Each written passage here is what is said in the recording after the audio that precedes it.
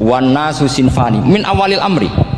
Wan nasu sinfani, ketika Rasulullah datang membawa Quran itu manusia hanya ada dua, al kuffar sing dari jenis ahli kitab dan kuffar dari jenis yang tidak ahli kitab. Bahkan tidak ada orang Islam zaman itu. Pertama Nabi jadi Nabi itu adakah pendengar yang Muslim? Kan tidak ada, semuanya ahli kitab. Makanya susah kalau Quran kamu analisis korbannya orang Islam tuh, kata Ibnu Umar tuh lucu. Dulu tuh mukhatabnya tuh orang kafir, jelas kuliah ayyuhal kafir. Ya ayyuhan nasu ubudu rabbakum alladzi khalaqakum. Jelas orang kafir. Karena orang Islam nggak mungkin dikhatabi ubudu rabbakum. Makanya Imam Suyuti kalau nafsir itu ngeper ubudu rabbakum wahiduhu. Tapi kalau mukhatabnya orang Islam dawimu alal ibadah atau dawimu alat tauhid. Karena dia tahu kalau mukhatabnya orang kafir ubudu ya masih wahidu. Kalau sudah Islam kok dikhitabi ubudu mudawamah alal ibadah.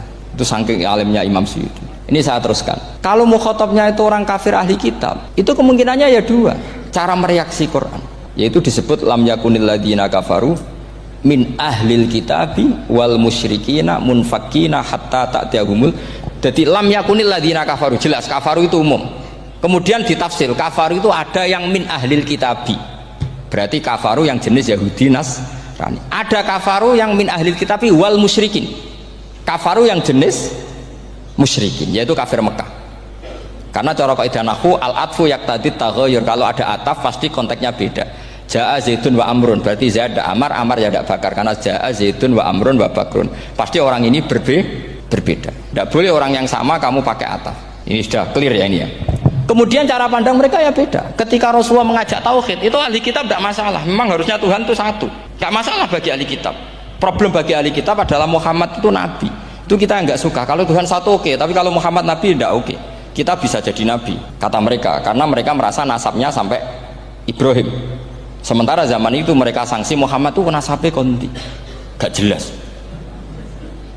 Nah, ini penting kalau aturakan. Sehingga dalam konteks ini Allah menjawab ahli kitab dulu. Ini disebut Muhammad itu nasabnya jelas. Ini fihi ayatum bayinatum maqamu Ibrahim. Ini saya dengarin. Ibrahim itu jelas pernah ke Mekah. Bukti Ibrahim pernah ke Mekah adalah jejak kaki Ibrahim di makam apa? Makam mereka, artinya buatan kuburan, buatan jejak kaki Ibrahim ketika bangun Ka'bah. Fihi ayatum bayinatum maqamu Ibrahim. Pun. Kalau Ibrahim pernah di Mekah, artinya beliau pernah nikah di Mekah. Paling tidak punya dzurriyyah di Mekah. Ini Ismail dibawa ke Mekah. Jelas ayatnya wa id yarfa'u Ibrahimul qawaida minal baiti wa Ismail. Ini dengarin ya. Sebab itu saking alimnya berjanji itu beliau tahu betul masalah utama Rasulullah Muhammad adalah disangsikan nasabnya. Sebab itu kitab berjanji pertama cerita setelah dia alhamdulillah macam-macam awalu ma'anab tadi saat terus dia bilang wa ba'du fa'akul huwa Muhammad bin Abdillah bin Abdil Muttalib. Saat terus ya wa ba'du fa'akul huwa Muhammad bin Abdillah bin Abdil Muttalib wasmu syaibatul hamdi humitat khisaluhus saniyah. Saat terus Ibnu Kusoyin, saat terus Sumiyya bi Kusoyin litaqasi fi biladi kudu'atal Qasiyah. Karena dia tahu yang masalah bagi Rasulullah itu adalah masalah nasab bagi mereka loh, bagi mereka yang kafir. Terus beliau ngendikan ditutup wa adnanu bila raibin indadawil ulumin nasabiyah ila dhabihi Ismaila nisbatuhu wa mun. Jelas saya adnan itu pasti puter cucu-cucunya Nabi Ismail. Karena orang Yahudi yang disoal Muhammad itu, kamu itu siapa kok tahu-tahu Nabi? Kamu orang Arab itu tidak pernah ada Nabi. Yang Nabi itu normalnya orang Israel, yaitu turunan Yahudi, karena Yahuda bin Yakub bin Ishak bin Ibrahim. Akhirnya Allah membuktikan fihi ayatum bayinatum maqami. Bukti kalau Ibrahim pernah di Mekah adalah jejak kakinya di Mekah, itu dekat Ka'bah. Ini jawaban Allah yang tentang ahli kitab, karena sudah jelimet. Ada ilmu ansab, ada ilmu nasab, ada polemik kitab samawi. Kalau kafir Mekah ini goblok-goblok.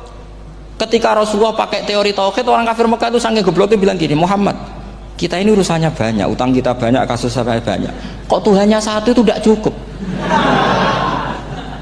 Yaitu mereka mengatakan aja'alal alihata ilahau wahida inna hadza la syai'un ujab. Bagaimana Tuhan hanya satu?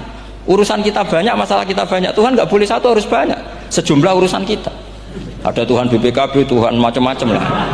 Ada Tuhan kredit, Tuhan kas, macam-macam lah kan. Sesuai sebanyak urusan kita. Mereka tanya aja'alal alihata ilahau wahida. Masa Tuhan satu? Inna hadza la syai'un ujab. Ini aneh. Tapi Rasulullah dengan sabarnya.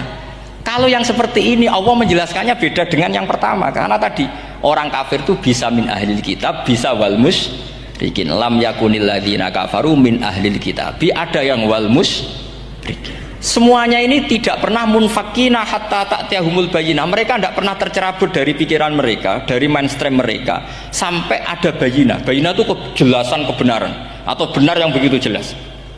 Itu siapa? Rasulun minallah yatslu suhufam mutahhar.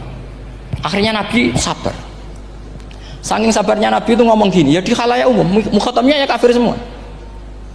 Hei saudara-saudara kami suku Quraisy, kita ini sebangsa. Nabi tanya, Muhammad, ajaran kami itu benar karena kami itu orang yang kita percaya, tapi kali ini anda aneh karena ngajak satu Tuhan. Itu tidak mungkin, urusan kita banyak, satu Tuhan juga mungkin, Tuhan harus banyak. Kita punya 3 aja kurang banyak, kan banyak punya Lata, Uzza, Hubal. Rasulullah dengan sabarnya ngendikan gini, hei kaumku, kalau kamu jadi pembantu, jadi buruh, senang mana punya majikan banyak sama majikan satu. Kalau majikannya banyak itu perintahnya beda-beda, seleranya beda. Semua harus kamu lakoni, semua harus kamu taklui karena kamu harus nurut. Wah ya repot mat kalau di majikan banyak, oh ngerepoti mesti. Rasulullah tinggal nimpali, Tuhan kamu itu majikan kamu, kalau Tuhannya banyak perintahnya ya banyak, seleranya beda-beda. Kamu bingung nggak? Wah ya bingung mat, ya sudahlah mat satu aja. Akhirnya mereka masuk Islam. Nah itu disebut Nabi itu fatonah, punya kecerdasan artikulatif. Kalau menjelaskan itu masuk akal. Nah itu disebut dorobawahu matalar rojulan fihi syuraka'u mutasyakisuna wa rojulan salamal lirojul hal yastawiyani masalah alhamdulillah.